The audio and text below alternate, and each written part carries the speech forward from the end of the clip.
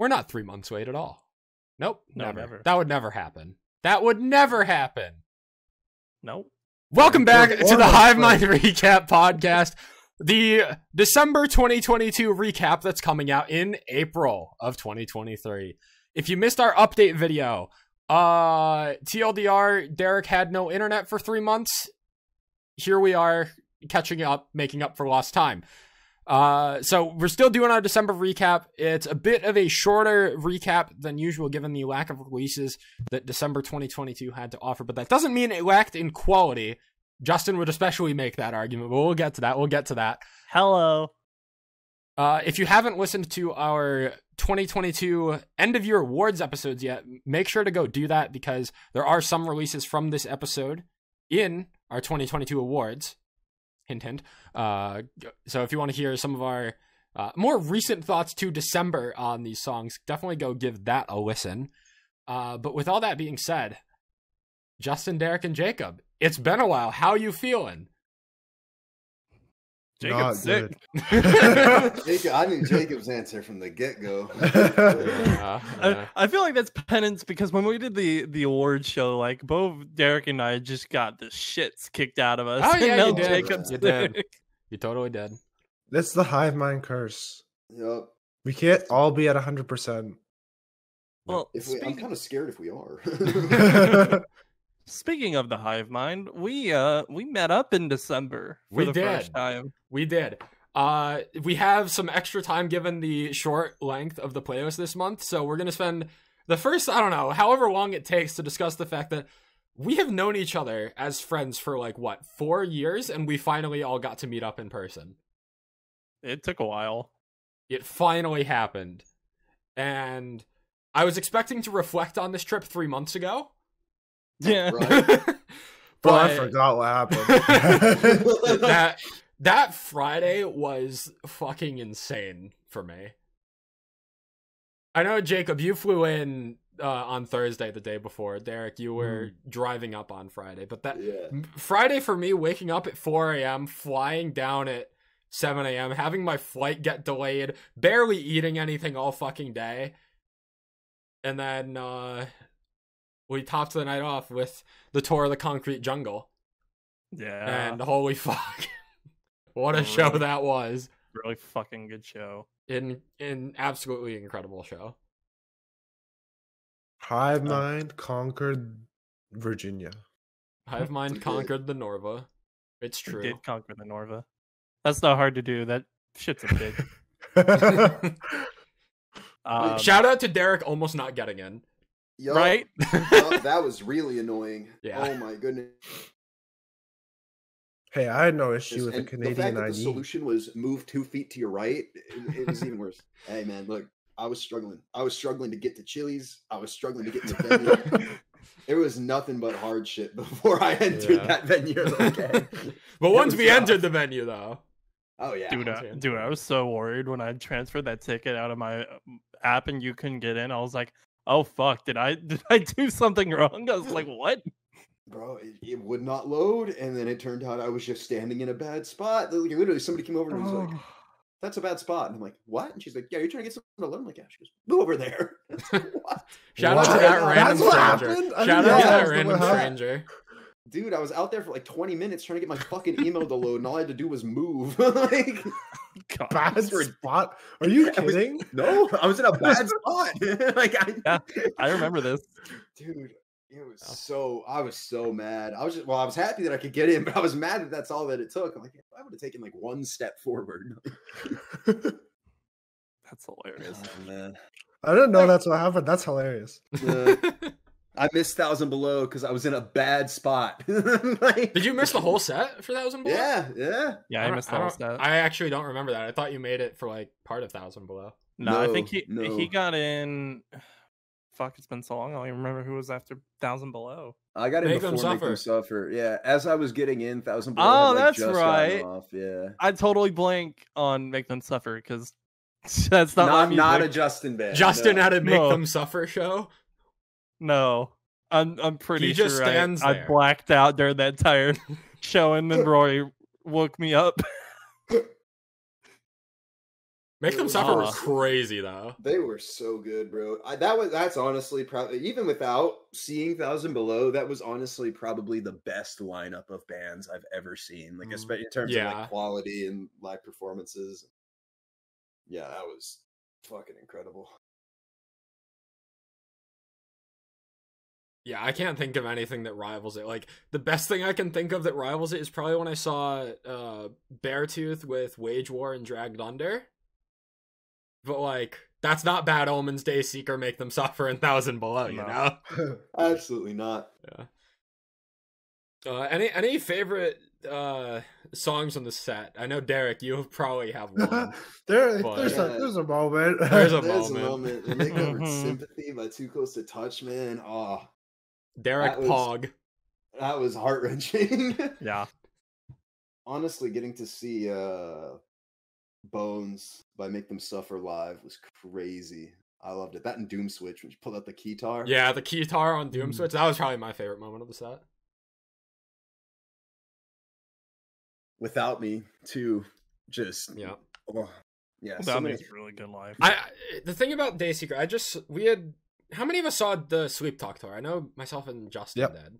I didn't. Right. I think I was the only one that did. Yeah, you were the only one that didn't. But the biggest thing that I remember from seeing Dayseeker on the Sleep Talk tour was how loud the crowd chanted back their songs. And I wasn't sure if that was just going to be a thing at, like, the Palladium in Worcester, because it's, like, a much smaller venue. But, Yeah. no, like, Dayseeker crowds just chant those lyrics back like basically no other band I've seen. Rory's got really good audience control. Yes, I definitely. don't know what it is, but there's something about small venues that like brings life to bands as well. I don't know. Maybe it's because you got more It's like people the who know intimacy a little song. bit, Yeah, yeah. I guess Yeah. so. Because I saw Alpha Wolf recently, and it was in a bigger venue, and I thought it wasn't as good as when I saw them in a small venue. That's reasonable. Yeah. There was some other stuff we got up to. Like we explored Virginia Beach quite a bit. We Yep. hung out at my Well, place. We minus Derek. Yeah. Yeah, well, you had other plans like going Yeah. on, so it was just a really busy weekend. Yeah. So we explored Virginia Beach. We tried to play mini golf and failed. Yeah. We did go So we bowling played- though. Bowling And I was won. fun. Oh, I don't want to talk about bowling. I don't want to talk about that. That's very fair. It was fun. It was fun. I put on a good show. It was great. Yeah. And then I ended up getting sick toward the end of it. So, Yeah. Jake, on the last day, we just played We played Pikmin. Pikmin. We played Pikmin 3 for like 5 fucking hours, and it was great. I did not go to Cookout. We didn't Yeah, go to we didn't. Cookout. We went to No. Raisin went to Canes though. We went We to did go Raisin to Canes. And we went to Waffle House. Oh, well, yes. You I are getting forgot some about- very American places. Dude, I I completely forgot about Waffle House. We went to Waffle House, and I got milk. Oh, I remember that. Why Wait, do I hold on. remember it when you get Hold on. milk? Pause. You didn't get anything from Waffle House except milk? I don't like waffles. I don't like waffles, bro. I was just there for the ride. Dog, they gotta have other stuff, don't they? We I've been to did- Waffle You- House. Justin You and I didn't have underestimate waffles. how picky of an eater I actually am. No. Waffle House menu. We're about to find something for you, buddy. Shop. Milk. They had milk. Look, bro, lunch and dinner nutritionals. I think I'm looking at chicken tenders. I don't know We if they went were for serving breakfast. chicken We went for tenders. breakfast. We went for breakfast. Yeah, we were there. Oh, yeah, it's all coming together now. Yeah. Man, did they have a breakfast side of chicken tenders? No. Nope. It's not looking good. No. So yeah, I They had just milk. give you oh man. The You know what? one time. City ham? You know what was weird about going to the States? I thought What's up? here you can't get pop, or I guess you guys call it soda, in the morning. There you can get it any time Oh yeah. Oh, at yeah, no. restaurants. Wait, you guys they don't have the soda machines open? No, they just don't do it until 11 a.m. Oh, that's They don't fucked serve up. it. That's weird. God bless this country. I can get a Dr. Pepper any time of the day. Go ahead. Yeah, so Justin and I are like drinking Coke at 9 a.m. in the morning. America. Fuck yeah. It works. It certainly did. It does raise the question of what we're gonna do this year, if anything. Yeah. We're gonna find out. We're, Seems like a plan for we're waiting on the right tour to show up. Or Right, festival. A exactly. tour or a Yeah. festival, honestly, if Yeah. we Yeah. do travel anywhere. most festivals will probably be announced in the next like 2 months, probably. Probably, for summer yeah. stuff. So we can start planning it. Yeah. It was a extremely fun trip, and yeah, just an absolutely incredible live show as well. That moment of sympathy is priceless. Yeah, Oh, yeah. that was. Oh, yeah, it's recorded. incredible. Yeah. Oh yeah. Save for posterity. See me cry. Yeah. You're feeling sadistic. It's also saved in the Discord. Oh shit! Yeah. Yeah. Spawn an emote or two. I'd say successful moment. What's more valuable? Derek having an emote or Derek hearing sympathy live? Man, I don't know. That's a toughie for sure. Leaning emote, to be honest. Yeah, honestly. Look, that moment was about 5 minutes long. We have gotten a lot of usage out of Derek Pog. So like, We if you're have. hey, you know, it's all coming together. It's only going to stack in favor of Derek Pog more over time, too. Let's go. You say we, but I'm pretty sure like 99% of the time it's been Jacob. Yeah. True. No, I've dropped a handful of Derek Pogs. Yeah, I've used a couple in my day. I think Eddie uses it too. Yeah, Eddie Derek, uses Derek, you have the face. You make it. it. Man. Wow. Alright, Derek any- Pong, too. Any last comments about the show or the trip in general before we get on to our actual recap here? We met Eddie. Not- Shout out Eddie. True. Shout out, Eddie. True. True. Our concert mom. You know, all her adopted children. Yeah. Yeah. Dude, it's really hard to like mesh with people, especially. And then like, we at saw her the concert. next day, actually. Yeah. We literally saw her walking downtown the The next odds day. of that are fucking insane. like, what the hell? That just reminded me. hilarious. Shout out to that like lunch bar that we went to, like the day after. Mhm. They had Which good one? fries. I forget what it's called, but like Jack uh, Brown's, was it? Yeah, Jack That's where I Brown's. got. Oh, that's where I Jack got that Brown's, yeah, deep it's one of my fried favorite Oreo. places down here. It's really good. Shout out that place. It's a really This good is- burger place. And we went on I a need to go boat. back there. We did go on the boat. It's true. We Why did do I the. not remember We that? got drones. lost. We got lost. on the boat. And we flew the little kid drones. Oh no, true. no, we went into one of the submarines. No, it was the boat. It was the large boat that was decorated near the Navy Museum. Why am I only remembering this now? It's been like 3 months, bro. I don't- You're unlocking. Well, almost Oh, 4 oh, actually. We also played Mario Party. We did play Mario Party. We did A play lot Mario, of Mario Party. Party. We each And Cards Cards Against Humanity. Cards Against Humanity as well. Cards was Right, good. There were some good Cards Against Humanity moments. I'll need to bring more board games. And to also meet up. the Hivemind Essentials playlist playing a lot of Derek songs when he's not there. Yeah. Oh yeah. Oh yeah.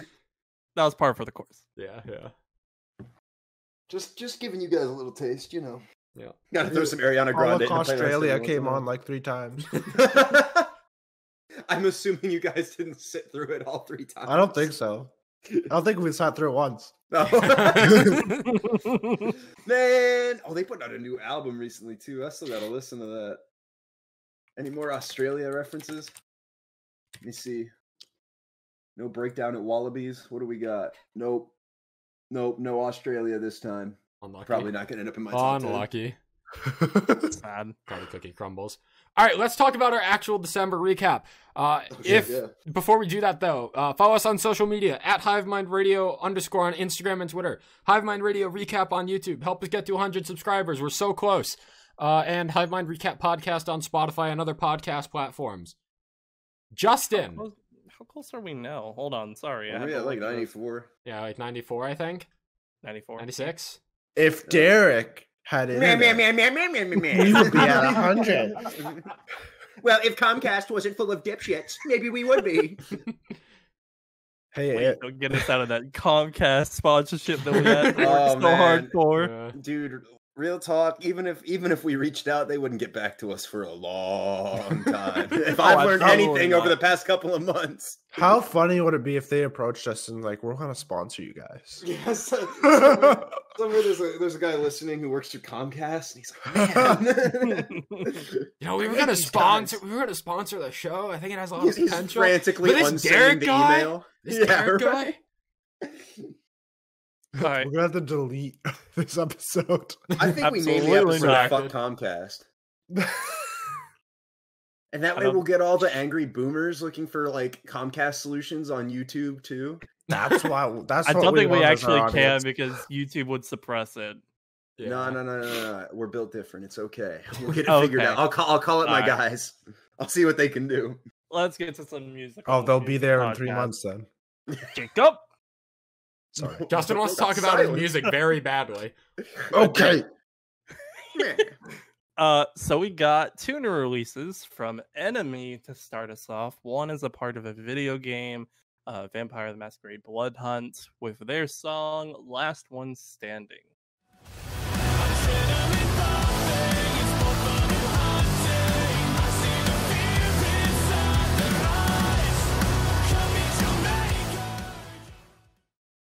This is This a is- banger. This is NVRLESS' best song. good. I won't say that, but it's up there. It's like probably top 5. I'll give it top 5. I'll give it top 3. I will give it top 1. I'll give it top 1. Thank you. Let's go. Yeah, this is really fucking good. I know they tease a lot of stuff on their Patreon with like what they're doing for the next album and stuff, and it's not really written in this key. So I don't think the next album's gonna have stuff that's really like related to it. But this is like a one-off song. It's really fucking good. It's for the video game soundtrack, so it makes sense it would be a one-off. Yeah, But yeah, They do- this is really good. they do such a good blend with the cleans and uncleans vocalist in this. I loved the riff in this song. The main riff in this Oh, song yeah. is so bouncy and energetic and fun. And just like the kind of like vocoder Last One Standing, kind of like distant in the background during it as well. Just super nice touch. And as I've said with Enemy before, like just consistently releasing really good music. It sounds like the production and mix is great. The vocals are fantastic. All the instrument players, bass, drums, guitars, just a consistent package consistently. Can always count on Enemy to bring something good. I think a lot of this song actually blends into the next song that they released this month, Survive.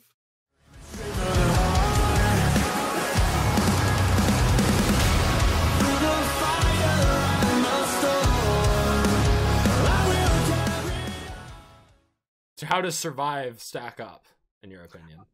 I think this is probably on par, maybe a little bit lower from the Breaking Down EP.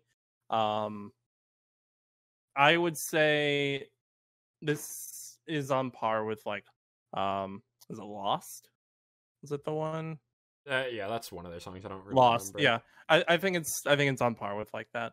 I admittedly, since I follow their Patreon, I get these songs early, so I had a lot more time to like sit on this and Last One Standing.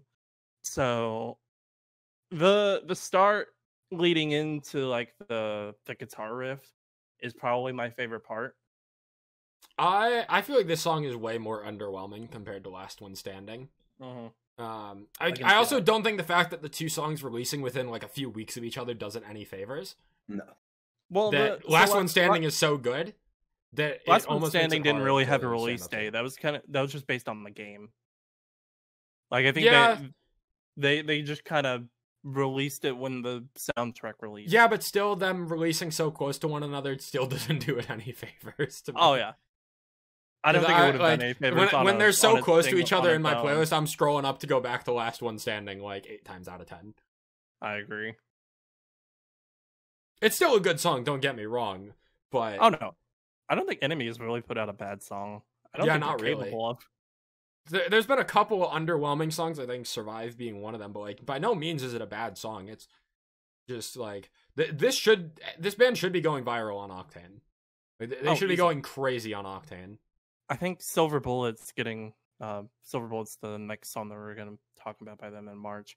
I think that's getting some Octane stuff, and it's about fucking time. Yeah, definitely. This band sounds like they were built for Octane in a way. Like Memphis May Fire type radio rock type stuff. What I was gonna say is I think that like it kind of bothers me that this band doesn't have more listeners, because I listen to both of these songs, and especially Last One Standing, and I feel like they should be big. Like this is genuinely good hard rock. Yeah. In a space where Citizen Soldier is putting out music. Like they Oh, somebody Lusky, plug ears. Yeah, exactly. Hey man, look, he has to be plugging his ears. I don't know how else he's gonna listen to Citizen Soldier. Dude, I like a lot of their older stuff. From the newer stuff is just now they're ass. It's a shame. It's a shame, yeah. Yeah. But no, yeah, I mean this sounds crisp, it sounds clean, it sounds like I'm getting like 3 Days Grace echelon type vibes from it, and even something like, man, the fact that they've only got 135,000 monthly listeners is ridiculous. Like this band should be playing arenas. I'm gonna be completely honest. They should be right up there. I've said it before. And everything. I mean, I just mentioned it that they're in the style of like a Memphis May Fire. This band should be opening for Memphis May Fire. I think there are two bands that do such a good job at doing their own work. It's NVRLESS and Led by Lanterns. Led by Lanterns also even more criminally underrated than NVRLESS. It's crazy. That's all I had on these two tracks. Moving on, Against the Current have released a brand new song, Blindfolded, the first song since going independent. Still should be running free, and all these nightmares used to be daydreams. I've got my eyes wide open. This is a grower for sure. This is definitely a grower. Maybe that's why I'm not feeling it. I only listened to it like twice. This song, I almost want to say this song got cucked by the release date of being the night before I flew down to Virginia. Because I was so busy like that weekend hanging out with all you guys and stuff that I didn't get to give this song the time it deserves. But this is just another super fun and bouncy song from Against the Current. They have not missed a beat going independent at all. Yeah, I didn't love this on first listen, but the more I listened to it, what I needed was a drive to it. It's very much a Windows down drive. The chorus especially. Yeah, and I think also too is that because I listened to this when it came out, this isn't a December vibe. This feels like a spring summer vibe, you know? So what it took was me listening to it today. But I drove my windows down and I'm like, damn, why didn't I love this? And I slowly realized, like, yeah, lucky you can do that. It's too cold here. 72 bitches. Nice and warm. 50 by tomorrow. 22. That's pretty nice, actually. It's nice at 22. Dog, it's March 30th. you need to come down here. When my mom went into work this morning, she said it was like 20 degrees outside with wind chill here in Connecticut. That's ridiculous. Virginia could never. Actually, Virginia definitely could. It could be there by next week, even. Here it's 33. Ugh. I don't know. You would not catch me living in Canada. If it was still below. Wait, hold on. Are you talking about Celsius or Fahrenheit? That's Fahrenheit. I converted it for you. Okay. Perfect. Yeah, I was gonna say. Yeah, 22 Fahrenheit on March 30th should be illegal. I don't know who I got to call up to make that not happen. It snowed yesterday. It snowed. Oh, it snowed. It snowed this morning here in Connecticut. Look, man, it's all gone now, but it did snow.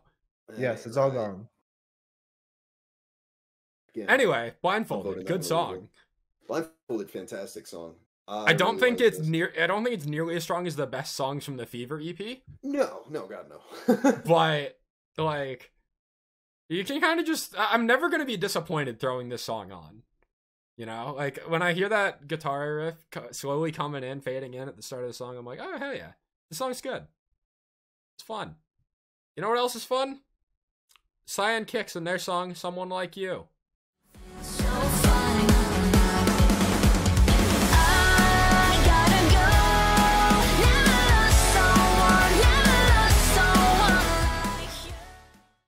I've made it very apparent that this band has been one of my favorite discoveries over the past years, and this song, similar to Against the Current, is a song I don't feel like I got to give the due time with, given the release date of being right before I flew down to Virginia to hang out with y'all. But this is just another very fun song. The delivery on Someone Like You, with just the extended delivery on You, I think is great. Very solid chorus. It's about a breakup, but it feels fun. And sometimes when you're going through a breakup, you want a song that you can relate to lyrically, but also doesn't make you feel like a piece of shit. And I feel like that's the niche that this song is trying to fit. Now, I am not the audience for that niche. I just enjoy this band and this song. It's fun. I like Cyan Kicks. It's kind of all I have to say. It really is a fun song. I think this is my favorite Cyan Kicks song. Let's go. Not gonna lie. I really like this. This and Against the Current back to back on the playlist really complemented each other. Yes, well. I have to definitely. say, that was a very good choice on your app. Well, hey, I mean, they released the same night, so. Damn. But also released on that same night, I believe, Dead Lakes and their new song, Stamina. Am I the one you think of when you stay up? Feel weak, but you're really floating. Wake up, so wake up, because we won't be. I should stop saying new songs. We're recording this podcast 4 months ago. But Dead Lakes and their song, Stamina.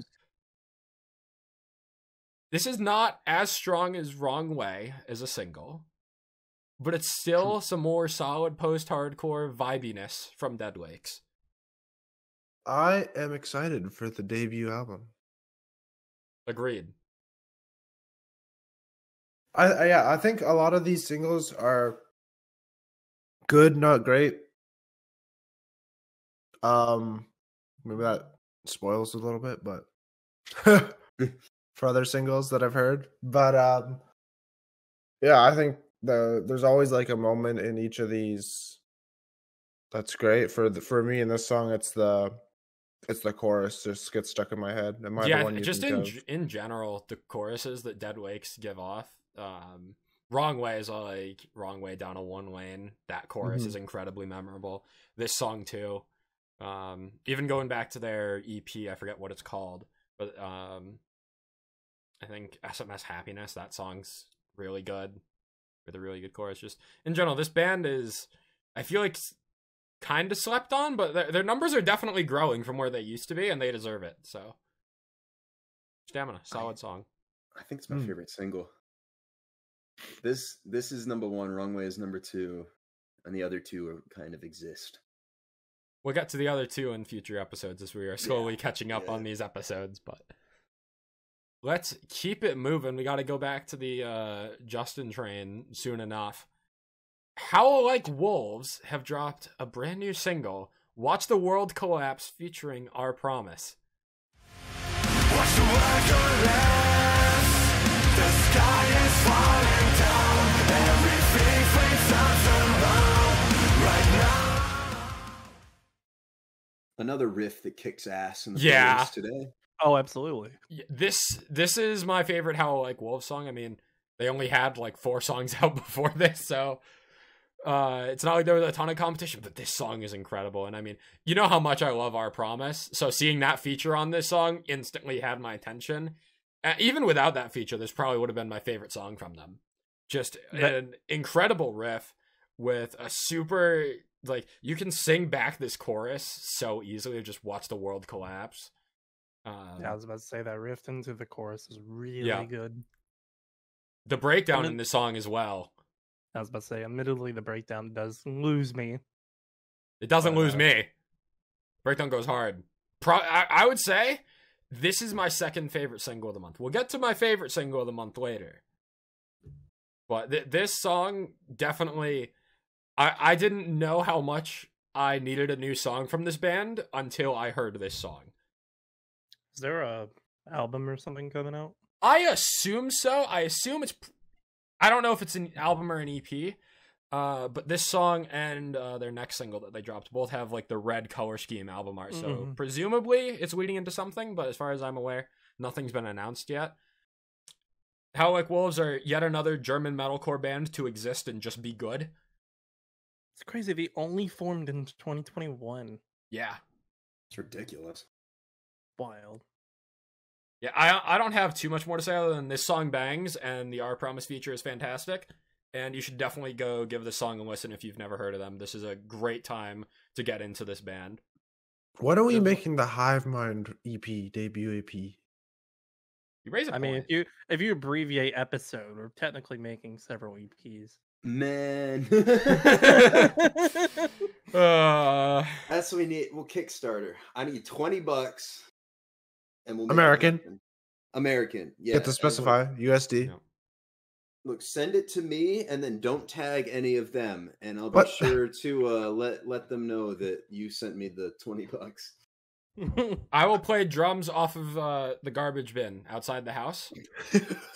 I will sit behind my It's what paywall it's and what look pretty. it's what we can afford with those $20, but we can make something. Are you kidding me? The garbage can and the sticks are free. We can allocate the $20 somewhere else. I think we get a Dinner. triangle. A triangle, okay. Yeah, That's dinner. creative. Dinner's a good That's idea. creative. Dinner Yeah, is also a good idea. I'm saying like $20 is like 4 cookout trays. That's all I'm saying. So, How many 20-piece McNuggets are we getting with $20? oh, yo, hold on. I need to look up the exchange rate. 20-piece McNugget price. What do we got? Prices in the States. Let's get back on track a little bit before we Hold lose on. our I need to mind. find Virginia. Hold chart, on. bro. I need You to don't Do need not to mess with Yeah. me and my McNuggets. Where the fuck is Virginia in here, bro? I don't want Washington. I want Virginia. Dude, I think they took it out of the chart. Maybe it doesn't exist. Wait. Dude, they better be serving. I've had a 20-piece McNugget. I know it's got to be. Oh, perfect. It's $6.29. So we could Oh, get that like. could be What? free. We could, yeah. I was about to say we get Are like you 70 kidding? nuggets. Duh. Yeah. Here it costs like $20. Get fucked. You paying $1 per nugget at fucking Okay, that's like McDonald's? with a meal. That's like with a meal. I don't know the Nah. price of. Nah, that's unreal. If I had to pay $20, I don't care if they give me a drink and fries. If I'm paying $20 for 20 McNuggets, I'm leaving the country. I don't care. If I'm paying $20 for a 20-piece McNugget, we might as well be watching the world collapse. Exactly. Hey, we might soon. So we'll see. Ronnie Radke predicts the future. Oh boy. I I feel like Jacob that's and gonna Derek. be like the new Solons. We're gonna keep mentioning Ronnie Radke every episode. I thought you were going to say We don't have McNuggets. to. The thing is, we don't That's have true. to. We don't. Well, we have full power not to, actually. Although, we did have I already full just. power to Well, I not just say mentioned Solons also. Solons. So. Yeah, fuck. We went so long. Oh, man. Garden has put out not even his newest single, a single called Lying Awake at Night. Two featuring singles. Ashes. 2 singles. Lying awake at night, I feel like the world is ending, but I guess that's alright. Yes. The other One one of is called these- Waterproof. Yeah. You need to put a music clip in there too, Jake. It deserves it. I will. That's noted. So I want to talk about Lying Awake at Night first, because I feel like unless I'm on a different page than you, I feel like we're gonna have more to say about Waterproof anyway. Yeah. I actually, what's I up? actually liked Lying Awake. Yo, send this so man pink strange. lemonade right now. Yo, I, fat. Admittedly, I've been getting into Vibecore a little bit in the last couple months, so It's all coming Ooh. together.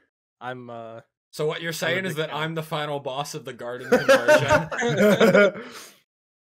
Dude, 2023 is Justin's garden year. 2024 I wouldn't say that. is Jake's. It's I all will coming tell. together. The schedule's aligning. I really liked the repurposed. I don't even hardcore. I guess beat it would be in the background, like EDM hardcore. Of the first kind of introductory verse. And this just in general is more of like a overproduced hyper pop type of thing, and I love when Garden experiments with that. We got it to a degree on Bad Luck, but especially Pink Lemonade too. I think his feature on that Kennedy XO song.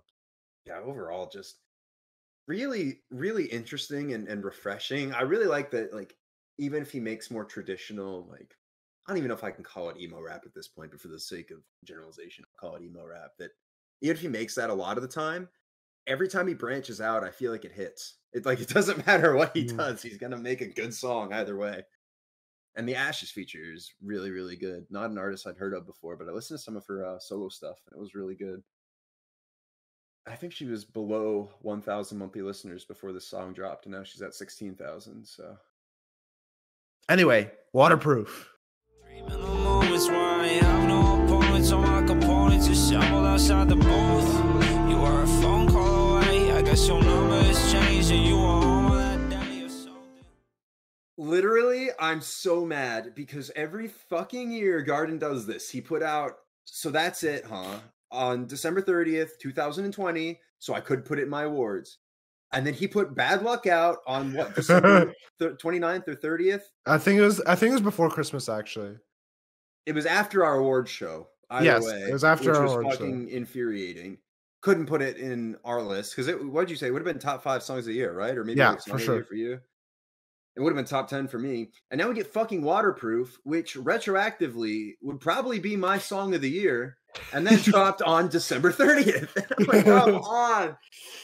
It's so annoying. Like, I'm glad that we're getting these incredible like songs and albums on like at all, but man, at least put it in the new year so I can put it for 2023. Like, come on. It's because now I get to talk about this at the end of the year or the end of last year, and it's really annoying because the song is perfect. True. There's something I about love the piano. yes, and the like slight rain samples. Hmm. Man, it reminds me a lot of one of my favorite songs of all time, Nicole by Ivan B. And whenever there is anybody doing sad rap over a piano and rain, it is going to be the best shit you've ever heard in your life. And I think that this is probably like one of the better examples of it. It also reminds me a lot of Perfect in the nostalgia category. Like this feels very nostalgic to me. I mean, some of the lyrics are talking about explicitly, but I don't get that vibe. really, Mm-mm. damn. I guess the way that I visualized this song in my head was like if it was a music video that you're laying out on the roof line, that you're kind of like reminiscing on everything that's happened, especially in like your teenage years. And there was one, we were back at home and it was getting hella cold. Used to pass it when the sun come up, but now I'm getting old. Remember summers back in 2015, we was acting grown, built a bridge to Terabithia made out of sticks and stones. And just like it made me think back about like my times with my friends, you know, when I was a teenager and younger. And man, I don't know. It's so replayable sonically. It's incredible. The beat is fantastic. The lyrics are incredible. It's just the full package, and I love it. I'm so mad that it dropped that late in the year. Yep. This is, I think, my 5th most played song this year. I can't remember exactly, but it's up there. I have over 100. Oh, it's 4th. It's got to be up there for me too. I don't know where it is, but it's up there. I'll have to find out. 115 listens. Nice. Yeah, I think it's a top 5 Garden song. I will do. It's my most listened to song this year. I will give it top 3 probably. I don't know if I can give it like top 1 or 2, but it's top 3. No, I can't. Oh, but what would be ahead of it? Don't decide now. Yeah, that's gonna be. I would be That's there gonna for be a like an while. hour-long You'll debate. Here, He'll hurt himself. Yeah, here I'll. You'll figure fall it down out. the rabbit hole. Oh yeah, there Fall you go. down. That's a good one. You'll fall down the rabbit hole trying to figure out your favorite Garden song. Yup. Take it away. Paul Bartolome has released the final song to the Reflections compilation of songs album thing, Reflections Deluxe. We've discussed every other song from the EPs and the singles. Let's talk about the final single, Rabbit Hole.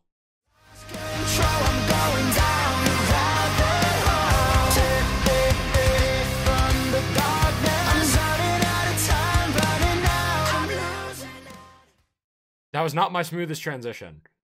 Breakdown. Yeah, when what are the fuck is this breakdown, dude? so disgusting.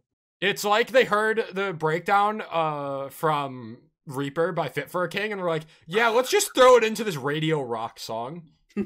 Was it Paul doing it? I feel like Paul wouldn't be able to hit that.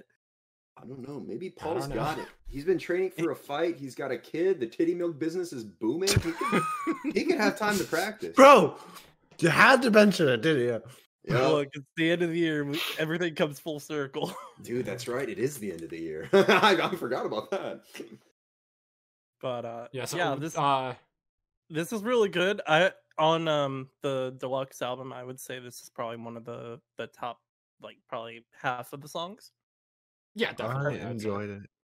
It's got a really good like rhythm all throughout it. Yeah, the main riff is incredible, but the breakdown is the real star of the show here, I think. Breakdown just knocks you on your ass. Like, It's- one of the wildest, most unexpected breakdowns I've heard in the last few months, for sure. Like, what the fuck? Who allowed this? Who allowed this to happen? I'm not complaining, but, like, it's just absurd. now that Reflections is wrapped up and we have the full package, as a whole, much better than the previous albums that Paul has put out. Like, Agreed. I think this is their best work. Definitely. Is that all we got on this?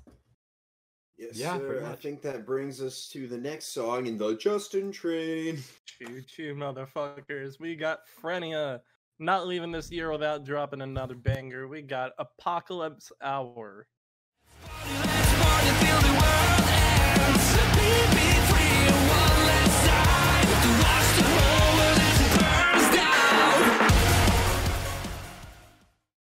This is a top 3 Phrenia song. It's so good. Agree. This is really good. This is fun. The electronics are as good as ever, as I'm almost coming to expect from Phrenia.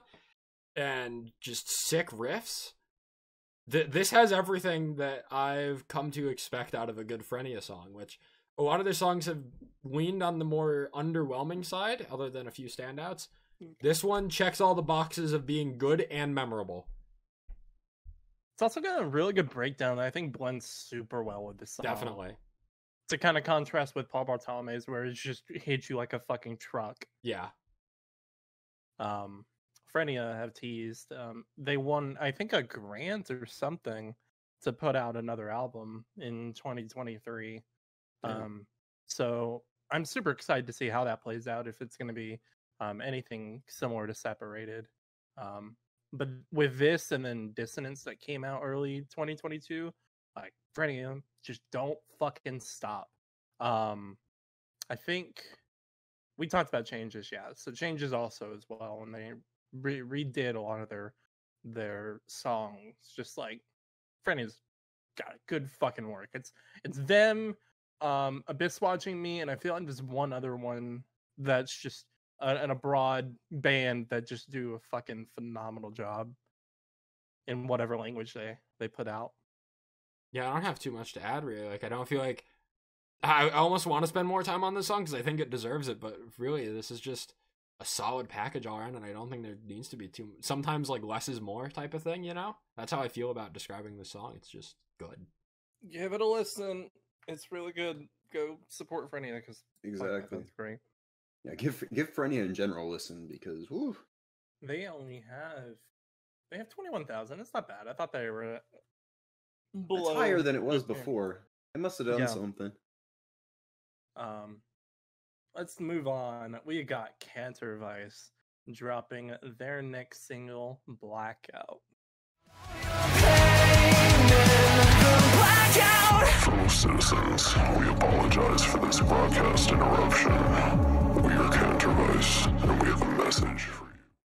This is a top 2 Cantervice song. Agreed.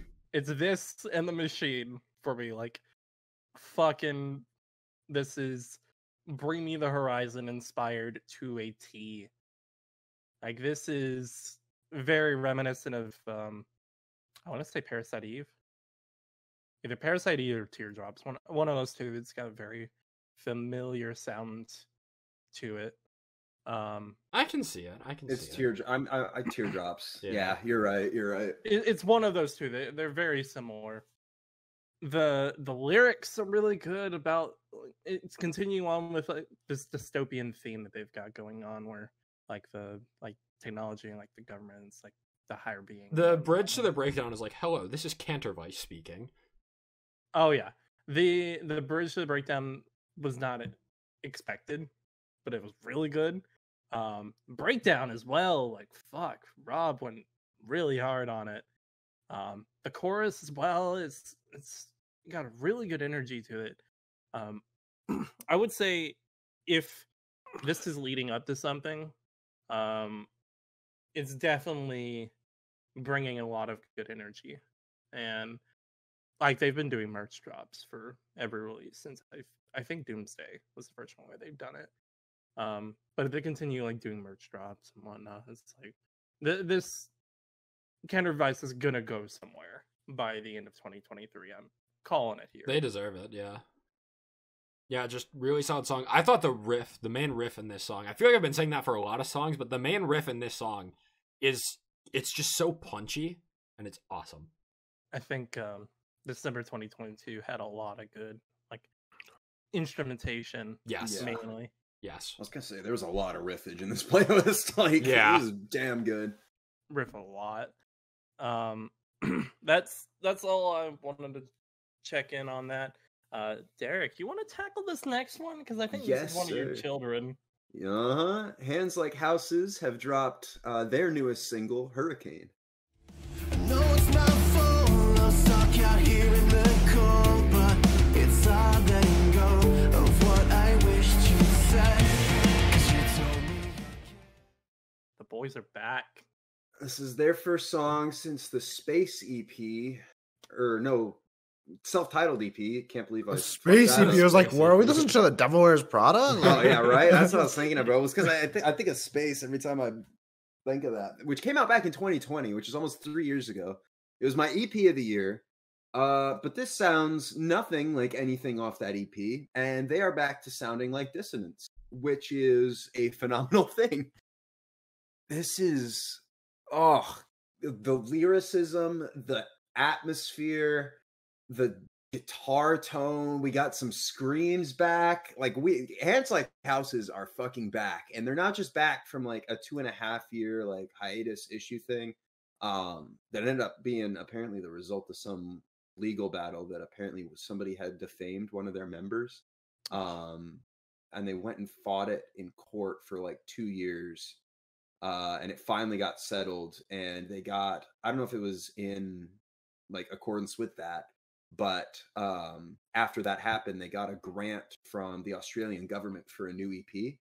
I don't know what it's called, but I think they got like 30 grand or something to go record it. So we are getting that soon. I'm sad it's an EP and not an album, especially after it's been 5 years since Anon dropped. Yeah. But you know, I'll take New Hands Like Houses, especially if it's going to be sounding like this, Justin, because correct me if I'm wrong, we are both big fans of the Dissonance era of Hands Like Houses. Absolutely.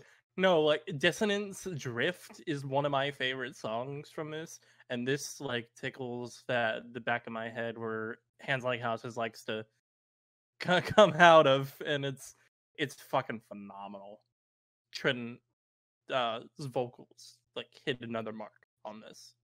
Oh my goodness, yeah. Back to using the full range of his voice, thank God. That's something that kind of put me off, and why their self-titled EP just wasn't as high for me as it was for you. Yeah. Well, and I think I was fine with it at the time, because I'm like, you know what, if this is like a new direction that one of my favorite bands is going to go, then I'm for it. And of course, I really enjoyed that EP. But I didn't realize just how much I missed this kind of Hands Like Houses until it came back to me. And I'm like, damn, I need more. And it's done work. Like this, I think, is done better than any one of the songs off that EP. I think. Let me see.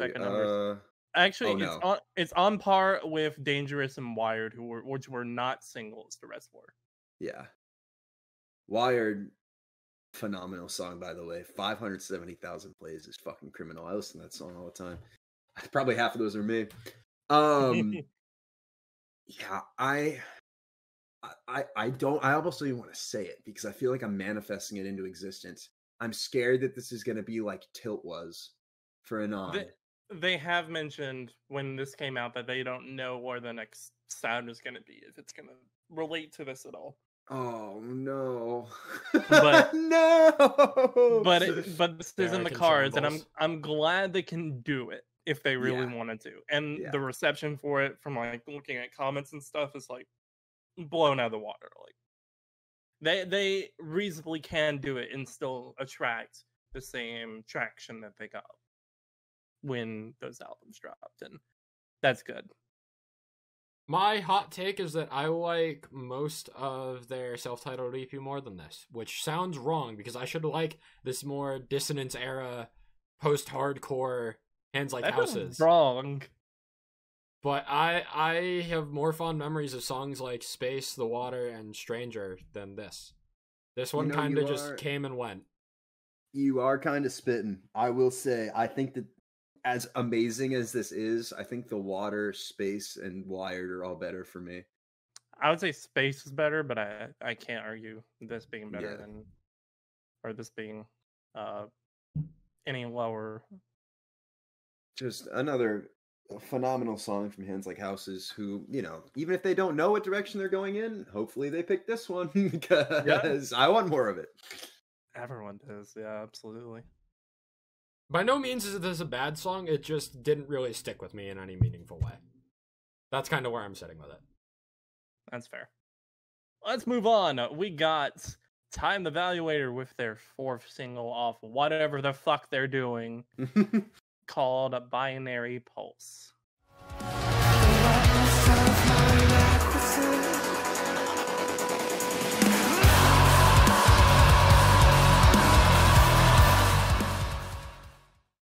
Is that the album name?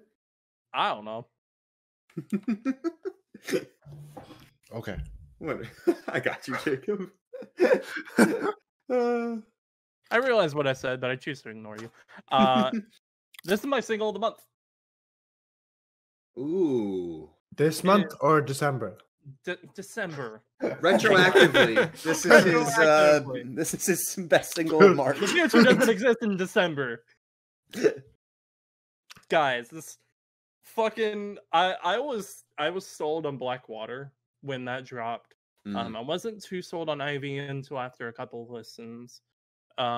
Glow has really stuck with me since that came out, but they don't hold a candle to fucking Binary Pulse. I watched the music video before listening to the Spotify release.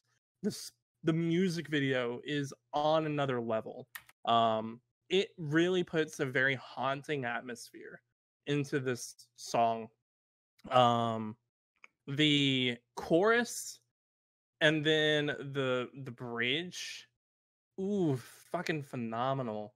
Time Evaluator continue doing really good lyrics, just blowing what expectations I have for this band out of the water. Daniel has incredible range.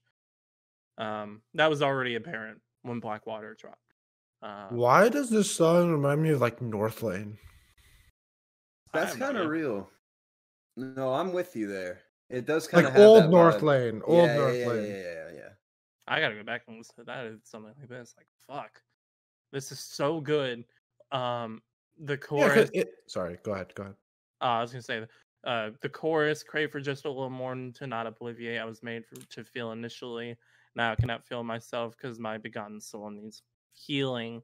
And then his inflection on now is really good, but that pales to his inflection on no, and then that instrumental breakdown that just echoes his vocals and then leads into like a slow fade that leads back into the chorus. Best Time the Evaluator song. Like, I'm even gonna put it with How Fragile, How Fleeting. I'm putting it on that level. Like, fuck, I need an album in 2023 like yesterday. My recommendation for Justin is Singularity by North Lane. I Justin, will have you put ever that- listened to North Lane? Mm-mm. You might like Singularity. I will fix that after the podcast. I feel like it's heavier than this, but I am desperately waiting for the day that this band clicks with me. I don't get why it's not. I don't understand it. This song should not just be very good background noise to me. Very good background noise is crazy. I Criminal for this. I think this is the song that's clicking with me. Let's go. I'm happy to say that. The closest I got was with Blackwater, and it's the 3 singles since have just left me underwhelmed. And I hate it. I hate it for myself and for you, Justin. I hate you too. It's fine. I wish I could give a better explanation for why this song isn't clicking me. I think it's just like the slow delivery on some of the vocals just isn't doing it for me with the instrumentation that they're also doing. It feels almost mismatched, and it's just making it hard for me to kind of get into a groove with it. That's like the best explanation I can give. Like, it doesn't make sense, but I hope in the context of an album it really clicks, because I think this is some of the best work of the month of December, maybe even of the latter half of 2022. Jake, one of your babies comes back. Dream State have released their second single with their new vocalist Jesse, called Comfort in Chaos.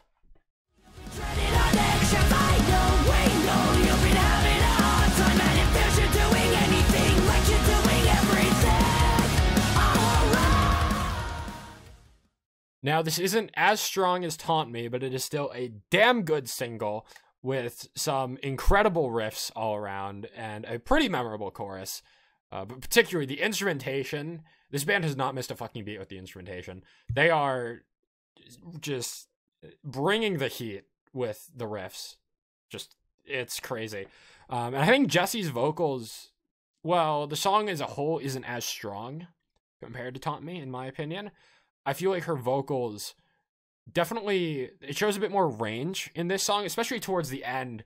The transition that we get from the pre-chorus to the chorus and then the bridge into the final chorus, you see a bit more of her range, which I think is really nice.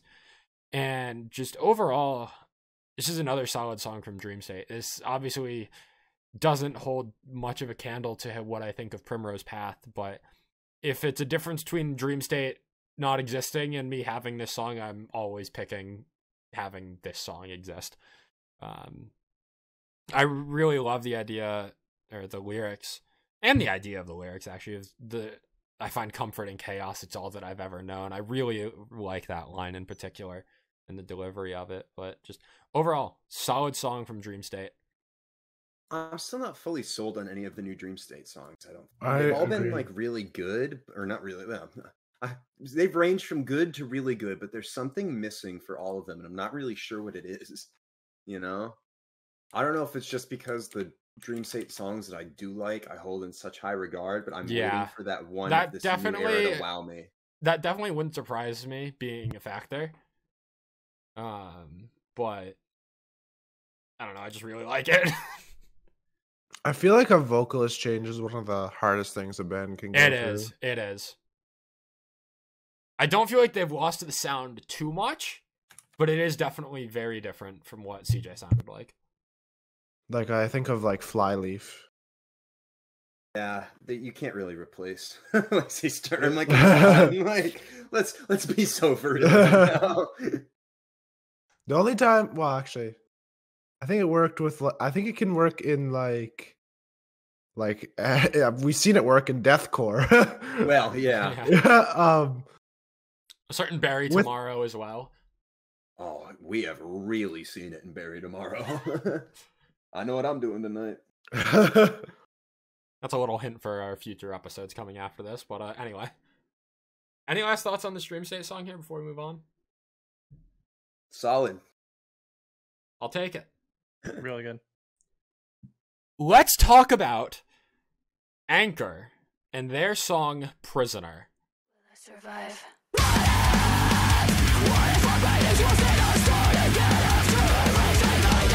I feel holy fuck, did this come out of nowhere and blow me the fuck away. Alan Harrington? Are you here? If this song was a 2023 release, this is my song of the year.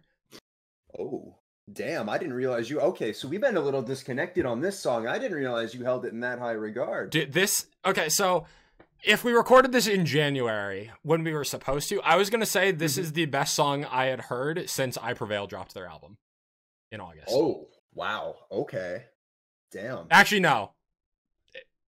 Relica kind of came after that, but okay. So between me discovering Relica in late September, all of October and November and December, this is the best song.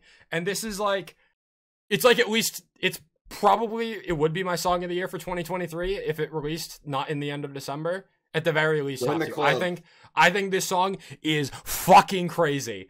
The riff that comes in at the start is punchy. Her harsh vocals just sound fantastic to me. The delivery on I feel it creeping in, taking control of me. I feel its power. It's here to consume me. Before the riff goes again in the Queen vocals, just absolutely incredible. And then it's just such a fun chorus as well. Like, her range is unbelievable. And then you go into the second verse where you get a bit of a dropout before it's like a whispered "Will I survive?" before she just goes fucking brutal on the harsh vocals again, and that fucking blew me away.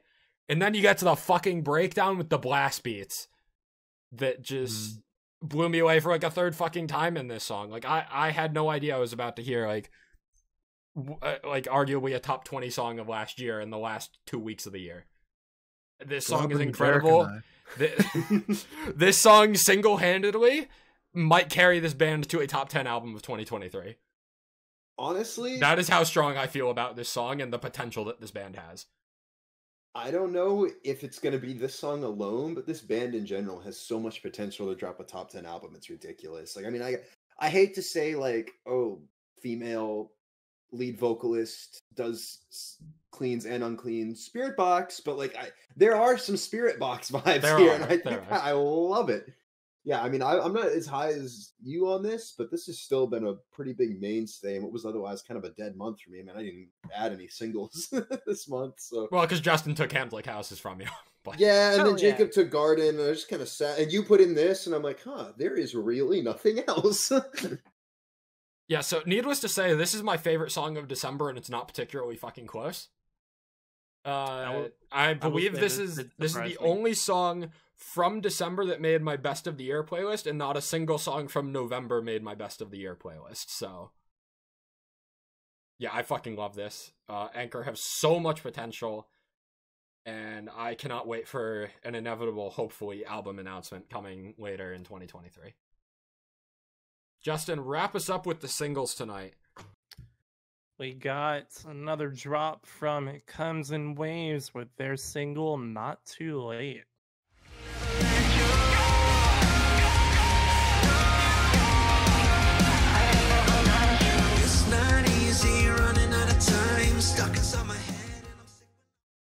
I didn't get to this immediately when it came out. I got to it like a week or two later. This is incredible, actually. This is top 2 song from them. It's this and This Is a Confession. For me, it's this and Wolf in Disguise. Wolf in Disguise is also pretty good. I'm talking about like any upcoming like album stuff. Right. I think This Is a Confession is still their best song. This is clearly the best new single in my opinion. I think this is second. Just because I feel like it gets a little bit repetitive. I don't care if it's repetitive when it's this good, bro. That I Could Never Let You Go bridge chorus thing is just an earworm. I like this a lot. You know what I really like about this is the album art. I love the colors on it. It's so pretty. They've done such good album art for each of the singles, especially Safe Haven. I would put that on my wall. But I think the vocals here are also just really good. Definitely, yeah. I feel like this band is better when they lean more into a Queen post-hardcore type of style rather than when they go heavier. Yeah, because this song is just the blueprint for that, in my opinion. I think Betrayal is probably the weakest single, maybe weakest song that they've put out since Wolf in Disguise. But apart from that, like, this band does really good for only having 3,000 monthly listeners. Underrated as fuck alert. Hell yeah. I mean, I feel like we've said it a lot this episode, but for real. If we get an album this year from them, I'm curious to see how it's going to sound, because there's a lot of different contrasting sounds between these 4 going on 5 singles. I will say I was a little bit disappointed that it wasn't closer to This Is a Confession, but nothing's going to top that for me. Now it is time. You know, this made me realize, not only have I not listened to any of these EPs with a perfect opportunity for all of you to sell me on them because, I was moving, I also haven't heard any EPs this year either, besides Like by Ice Spice. So currently sitting at my number 1 EP of the year is Ice Spice with 0 competition. All right, well, it looks like we have some convincing to do. Exactly. I'm most excited to hear about actually really all of these, honestly. Because I've heard rumors in the Hivemind Discord of very good things about each of these. Well, let's get to the salesman pitch. We got VRSTY putting out part 3 of Welcome Home, all new singles. Singles of Dead, Little Miss Doomsday, and The Goat.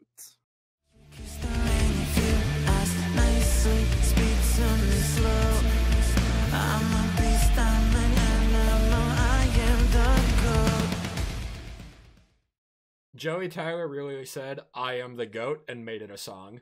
I feel like that's what half of Welcome Home was, man. He had that swagger to him the whole time. Derek, have you heard The Goat? I haven't heard any of this. Bro, Justin played it in the car. It's so fucking good. The Goat is unlike any other VRSTY song out there, and it's art. True. If I had honestly, all these are art.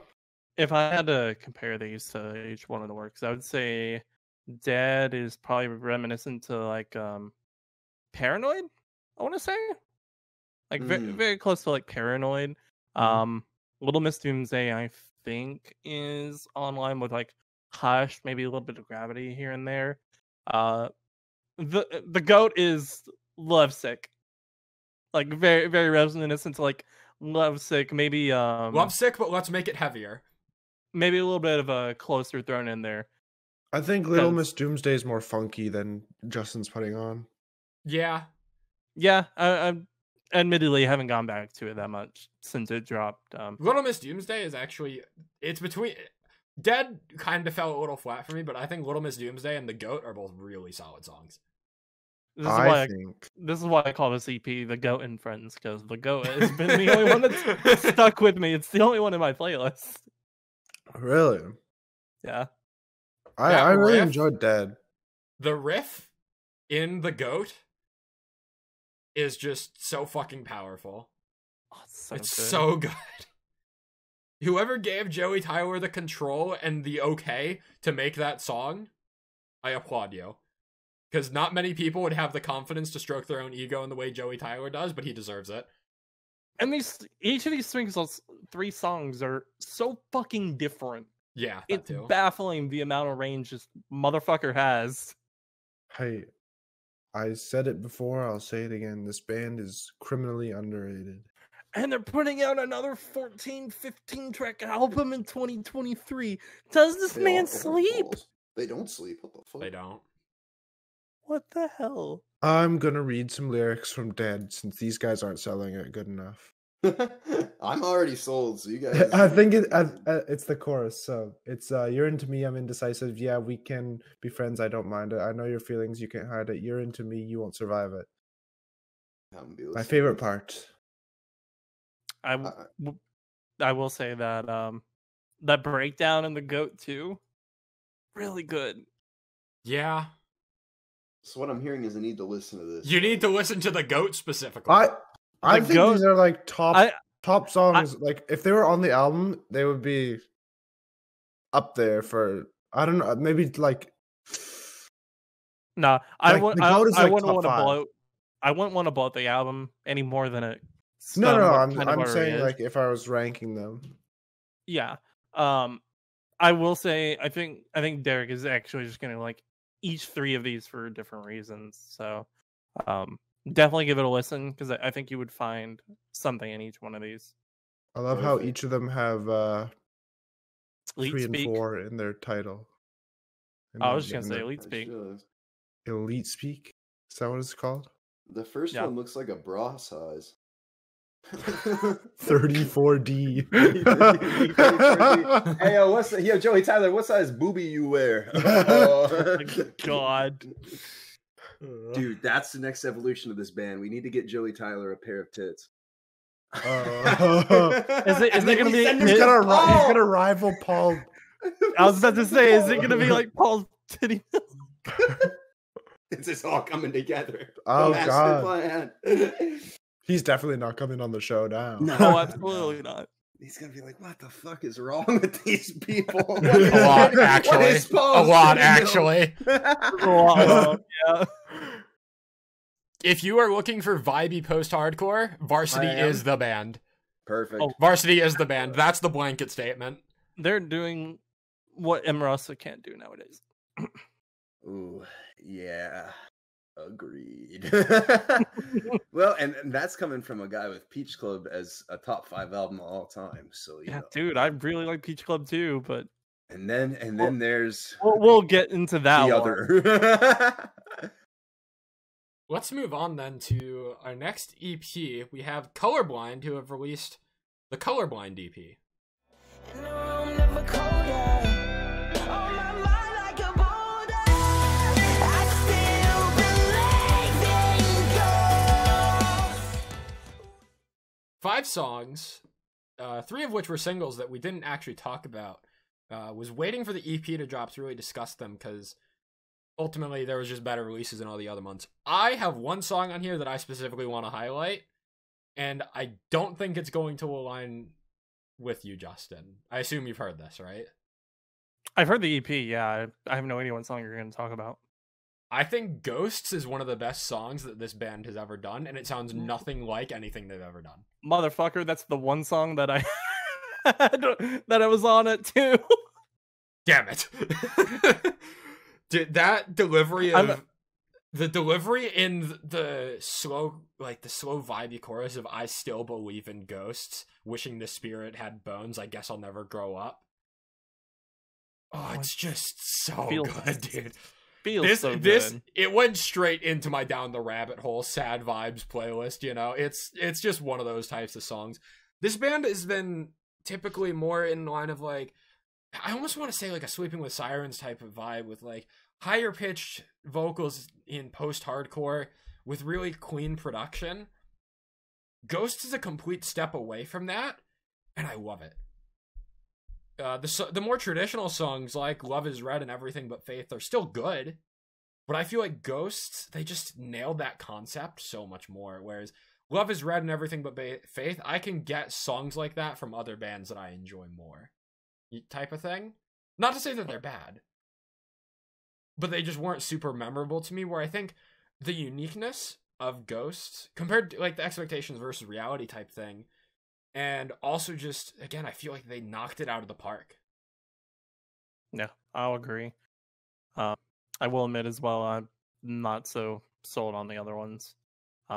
Even the singles, like after getting to this EP and kind of listening to it, the singles kind of fell off for me. Except Ghosts is Yeah, the one. Ghosts is the clear standout here. Yeah. And I don't want to be a downer on this EP, because this band is really talented. They've released a lot of fantastic songs, like The Deep End and At the Wheel are both solid. Sure, there's other fantastic songs as well, but those two are the ones that come to mind. I just feel like the more generic songs on this EP, unfortunately, don't stack up to some of their older material. And this is a bit of a downgrade from what I had come to expect from a really solid track record from this band. However, I will say Ghosts is a banger, and I have to reiterate that. Yeah, I will say this album is at least, or EP is at least consistent. Like it's all hitting a sane note, even if Yeah. some of it kind of does fall off afterward. If you like stuff like Sleeping with Sirens or A Picturesque, or that type of post-hardcore, you will find something to like in Colorblind and on this EP. Agreed. Another one that I've been sold on and need to listen to. Easy peasy. Hell yeah. We're 2 for 2 so far. Let's talk about our final EP for the month of December then. Letters Sent Home and their EP, Fire in Me.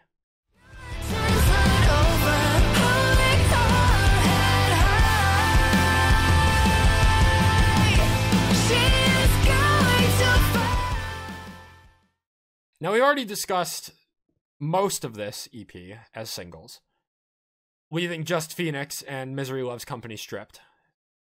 However, as a package, this EP ties all 3 songs, and the stripped version, I guess, together so well in a way that the singles don't really do them justice. It's crazy how much depth and continuity there is in just 3 short songs. You start out with Fire, which opens with just this really soothing, soft, like, hum, before you get into just a classic dark pop type of beat. The I Feel a Fire in Me, hence the name of the EP, on that opening track. And then you get to Phoenix, which obviously is a metaphor to, like, rising through the ashes and fire, where it also mentions there's another connection with Fire, the opening track. It says the table's about to turn, and then during the bridge in Phoenix it says the tables have turned.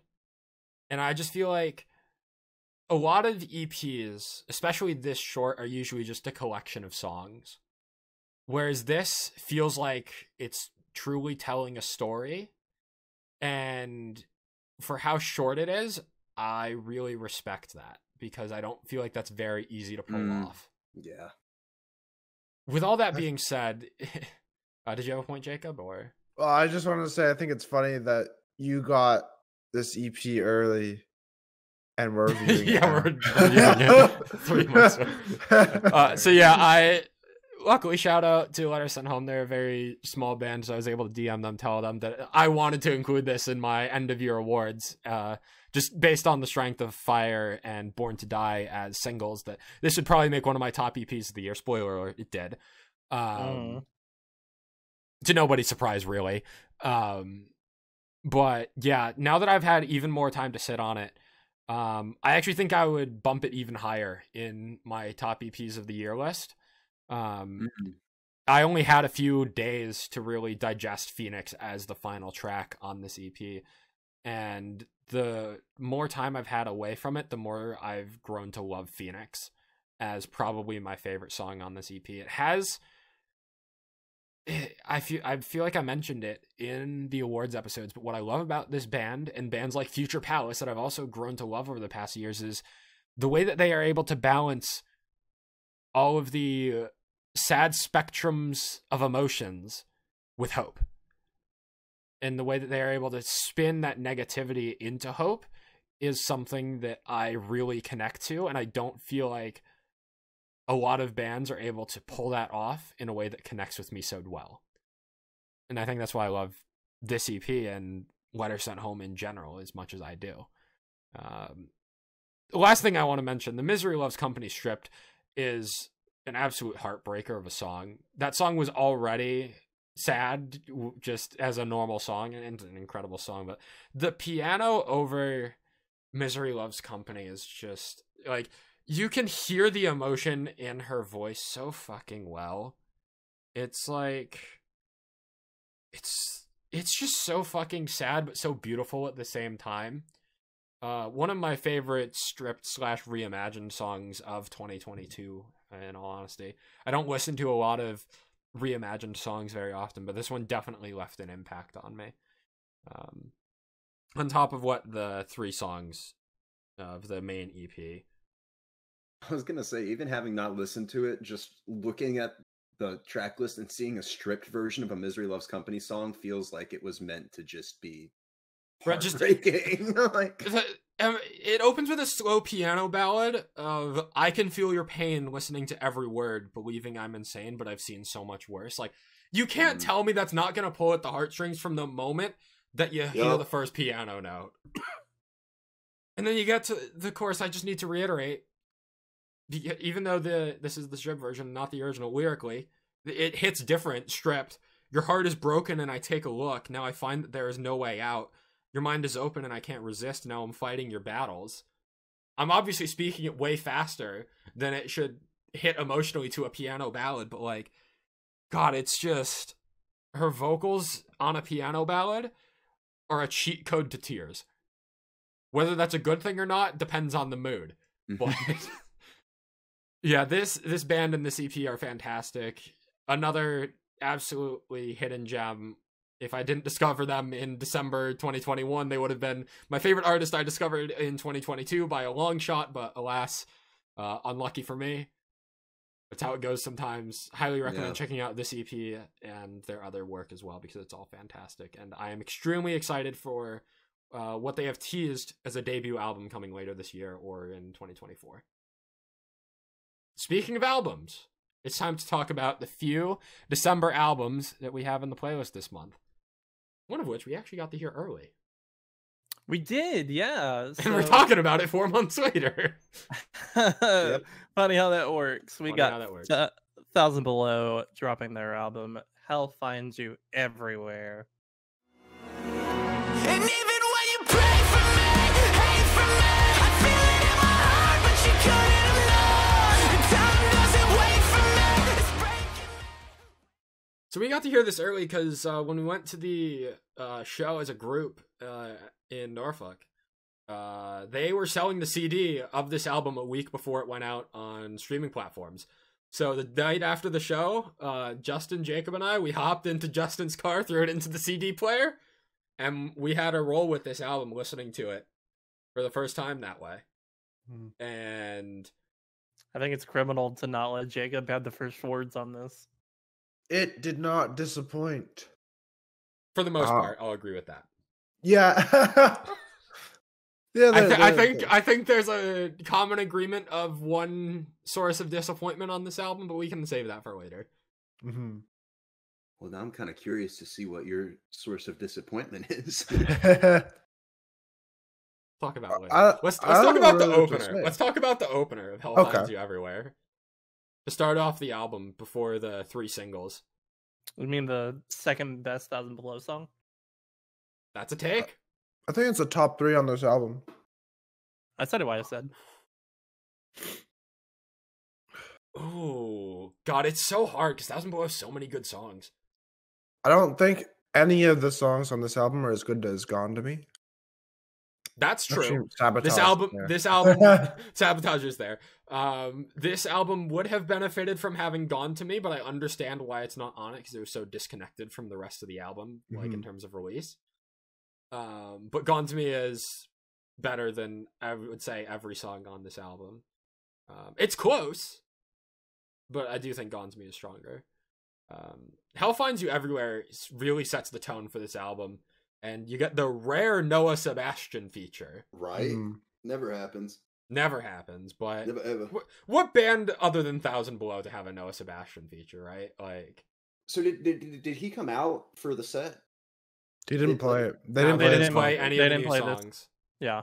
That feels extremely fucked up to have. Well, they played the singles. They played the singles, yeah. Well, I just meant more so like in terms of they have a feature with the singer from the headlining band. They're on the same tour and he doesn't come out. Like, I know it's unreleased, but Yeah. you know. Missed out. I feel like it would have been a really good thing to play at the show as a surprise. Yeah, it would have been cool. Yeah. Missed opportunities. Just like Derek missing the entire set. I think Man. the problem is though that like the fans don't know the song. Yeah. So they'd be like, I feel like it would be less hype. Yeah. But then you see Noah Sebastian hard- come out to sing his part. I guess. I have no idea. It's a great song as an opener. It's not my favorite Yes. song on the album, but it's definitely a great opener. It definitely... I've said definitely like fucking 6 times in the past 10 seconds. That's We know you're sure about it. It sets the tone for the rest of the album. And then you go into the fantastic streak of singles of Venenosa, Face to Face, and Sabotage. Venenosa really grew on me over time. Me too. I did not like Yeah, that song I as a agree. single at first, but Can't it's relate. really good. Venenosa is fantastic. The breakdown in that song, disgusting. Speaking of disgusting breakdowns, let's talk about Clockwork Enemy. Hey, wait, you skipped Sabotage. It's a single. We already got He to talk should. about it. It's the worst song on the album. The best song on the album. The Okay, worst song now- on the album. No, that's we'll get to that. We'll get to that. See, Jake agrees. I think so, anyway. Yeah, we're gonna have two entirely different ones. Clockwork Enemy. Dude, And listen to even if time stood still, I would never feel human again. Dude, listen to this the first time in the car was fucking Raw as fuck. Holy shit. This is my favorite song on the album, and it was the closest song to making my best of the year playlist. Just barely missed the cut. Clockwork Enemy is just a fucking masterpiece. From the moment that the instruments kick in to the first verse, like, it's not a traditional riff type of verse.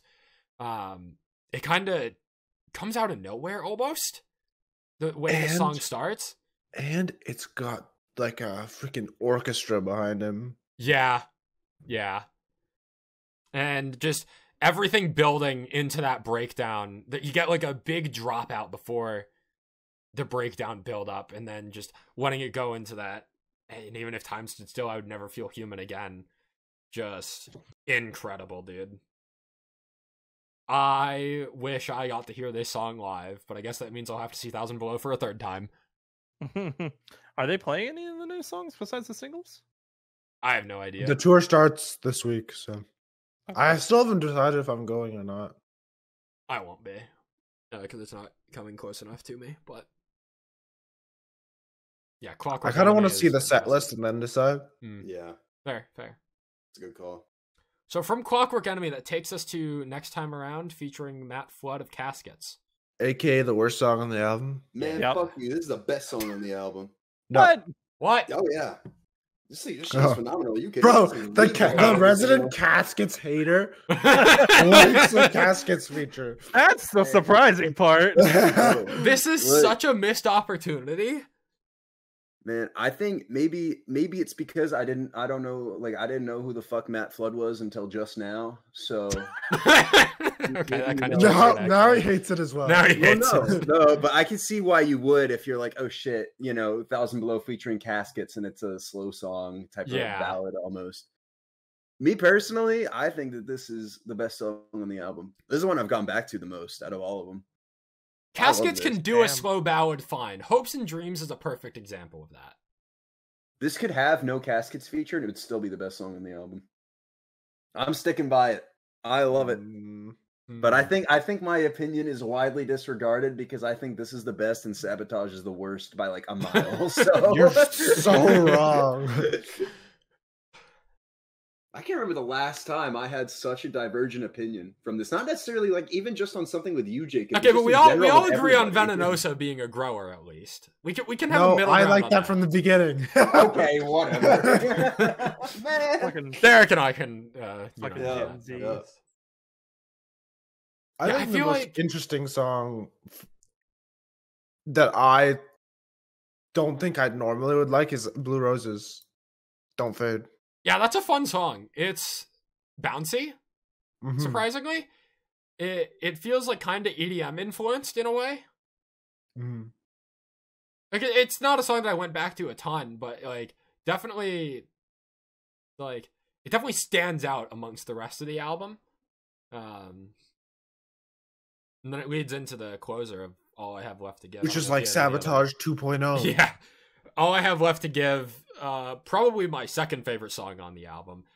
That is just the textbook way to do a closer of an album that does like a slow build into a climax at the end of the song. All I Have Left to Give is just following that exact blueprint that I want to hear in a closer and just delivering on every front. Fantastic song, fantastic closer. It sets the tone to like leave the album on a high note and just caps the experience. I definitely enjoyed this album a lot more than Gone in Your Wake. I don't know if it's better than their debut album. It's close. I think that's a tough one. It's like their debut album had I think this is some better. bangers on it, but yeah. This is miles better for me, in my opinion. I think they progressively probably get better lean. each album. I probably lean towards this album, but I remember being really surprised with how much I enjoyed their debut album, compared to how underwhelmed I was with Gone in Your Wake. But Hell Finds You Everywhere. I may think that Next Time Around is the weakest song on this album, but I don't think there's a bad song on this album. I think this album, like Thousand Below, are like so close to go making like Album of the being like the next Bad Omens. Yeah, Mm. agreed.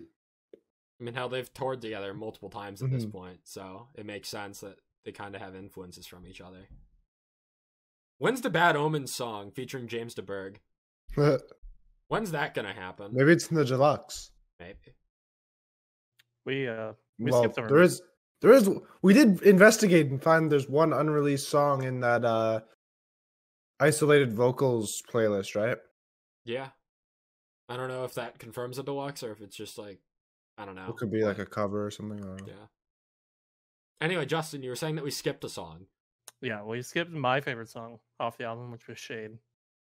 Another phenomenal one. It's so fucking good.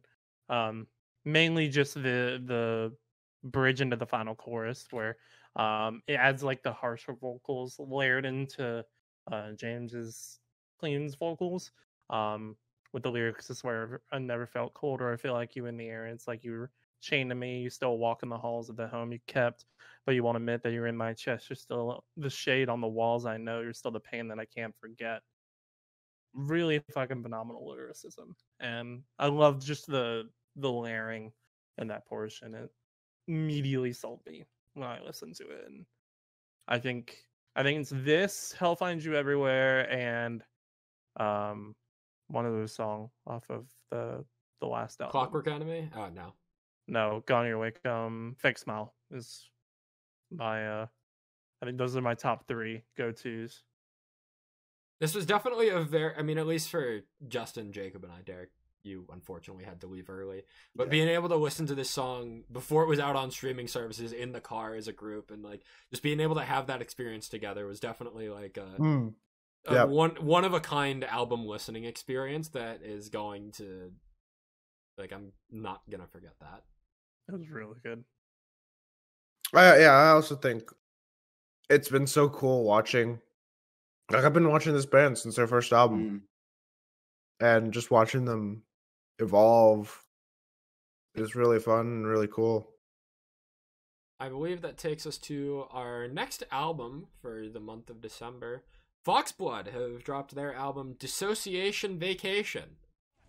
Ticket, but you can't play nice cause your pigeonholes right on the dotted line. Man, I can fake it too, just show me where to sign. You better stick to binaries, that's the line. You gotta slice the cancer with minimum size. It's been a while since we talked about Foxblood on the podcast. I assume that none of your guys' opinions have changed on this band. No, You're correct. they are still very okay for me. They are very much okay. That's kind of where I'm feeling with this album too, with one exception. And it's Hollywood. And the breakdown of that song is why I fucking love this band still.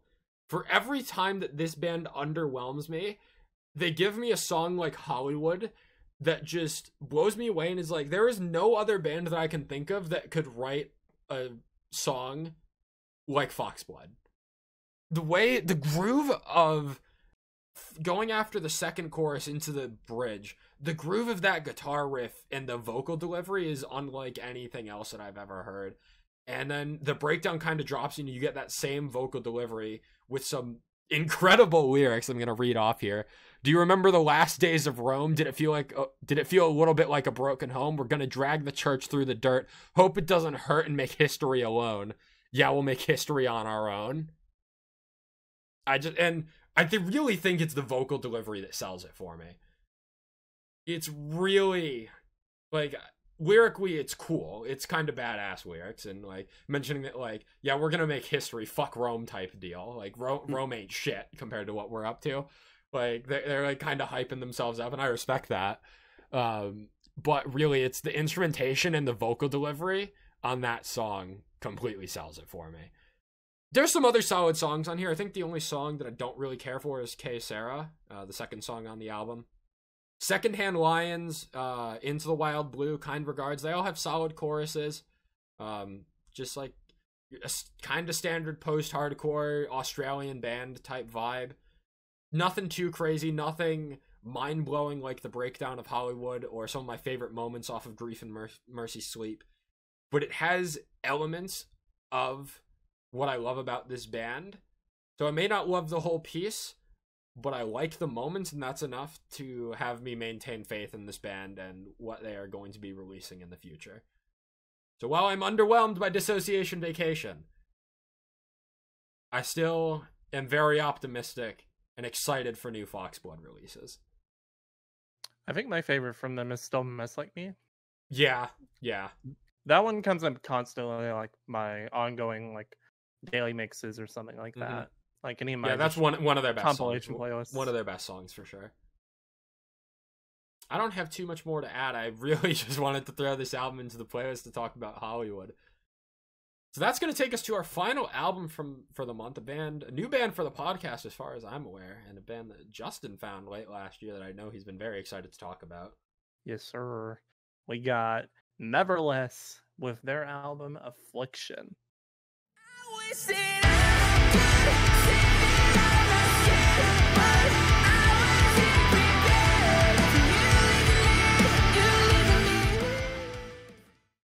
Vibey post-hardcore. Yeah. That's it. No. That's the Justin guarantee, actually. You know, I read that as nerveless, but now it makes more sense. It might be. Yeah, I think it's NVRLESS. I think that's what it Nevertheless, actually yeah. is. And because it reminds me a little bit of Never Tell. So Yeah. But yeah, this band is really good vibey post-hardcore. I got into them from listening to Gaslight. Gaslight was a single that was dropped, and then I discovered that a lot of this was actually singles. I think it went like No Time to Die, Empty, Sympathy, I'm Not Listening, Gaslight, Fake It. I think all those were singles. I think really going farther back, I think Watch Me Bleed was like the only new one. And I think Watch Me Bleed is the best one, in my opinion. Gaslight's also really good. This is two vocalists, two cleans vocalists, and one cleans also does the uncleans. And I think they're really fucking talented. This band is close to greatness, in my opinion. I'm surprised to hear that. This band, it's very close to being something that I really enjoy. I didn't listen to the album as a whole, but I heard like 3 or 4 of the songs off here because like I really felt the potential when you showed me Gaslight and Watch Me Bleed, and I feel like Sympathy was the other one I checked out. Maybe. It is vibey post-hardcore to a T, but I feel like the mix and production is just a little too muddy for me to really get fully invested. And, you know, to that point, I don't think it is that way across the entire album, which is kind of, it's a little strange because I really liked everything from Alone Tonight onwards, and I put it all in my playlist. And I really love this because you know me, post-hardcore, a couple uncleans, throw some electronic elements in there. They're all across this album, which is fantastic. Something about the guitars on the first couple of songs, everything else sounds so crisp, and then the guitars don't. Like Jake said, they're muddy, at least from what I could hear. And so it's not like obscenely muddy, but it's just muddy enough to like kind of bother you. And that's what I'm wondering, if it was an artistic choice almost, since everything else is so clear. I don't know. So again, admittedly, some of these came out earlier, and also this is a debut So Yeah. like there's probably going to be some misses here and there with like the post production and whatnot. That's kind of something to be expected. Unfortunately, not everyone can be a nature's ghost or a never tell and hit it out of the park. But Well, all that to say, I really actually enjoyed this a lot. I was very surprised. I think that some of the songs at points got a little predictable. That, you know, that surprise heavy breakdown out of nowhere. I'm glad that it kept happening because I really liked it, but I would have liked maybe a little bit more variety. But overall, I mean, what's up? I was about to say, I feel like some songs didn't need a breakdown. Admittedly. Yeah, exactly. I don't remember which ones off the top of my head because it's been a little bit since I've gone back to this full album. But from my just immediate memory, I think some of them really didn't need them, and I think it kind of detracted from the song a little bit. But others like Gaslight and Watch Me Bleed, Empty was also really good. But I think that's all we had. Yeah, December was definitely... There weren't a ton of releases, but there definitely were a lot of quality releases. Yeah. And I think it was like the calm before the storm that is still brewing for 2023. If you missed our update that we posted to socials after our little unintentional hiatus, we are combining our January and February 2023 recaps into one episode. Partially to make up for lost time. It's gonna be a long one. Partially to make up for lost time. Also partially because I think general consensus are the start of this year was a little underwhelming. So we're going to cover both those months together. Then we'll be doing our March recap like normal, like this, but with a lot more releases, as far as we can tell at this point anyway. So yeah, excited to be back. Happy to be discussing music with y'all. I'm glad we finally got to talk about all the stuff in this playlist because there definitely are a lot of songs that I know, especially for Justin, we wouldn't want to have swept under the radar. I was fighting to keep this as a single episode. I'm glad we got to discuss this episode, if only so I could talk about my love for Prisoner by Ankor. That was like the one thing that like I'd be okay with skipping December, but like not being able to talk about Prisoner, that one was gonna be sitting in the back of my head until that album drops. Yeah. Really, really good drops though, and hopefully some setups for some good stuff this year in 2023. Yeah, I think it definitely got off to a bit of a slow start for 2023, at least in the albums department. But yeah, things are looking very promising at this point for the rest of 2023 with the album announcements that we have got and single announcements and what we expect. Could like theorize bands that have been quiet for a while that could maybe be coming back later this year. That's going to wrap up our 2022 recaps. January through December is in the books finally. 3 months late, but we did it. We've done it. And now we can move on to talk about the current year, 2023, starting soon. You don't want to miss it. We'll be releasing a lot of content this month if you're listening to it around the time that it drops, as we try and catch up from our unintended 3-month hiatus. So definitely be sure to follow us on socials at Hivemind Radio _ on Instagram and Twitter. Hivemind Radio Recap on YouTube, and the Hivemind Recap Podcast on Spotify. That's where you can find us. Help us get to 100 subscribers if you would like. And we'll be back for our combined January and February 2023 recap very soon. Have a good one, guys. Bye. See ya.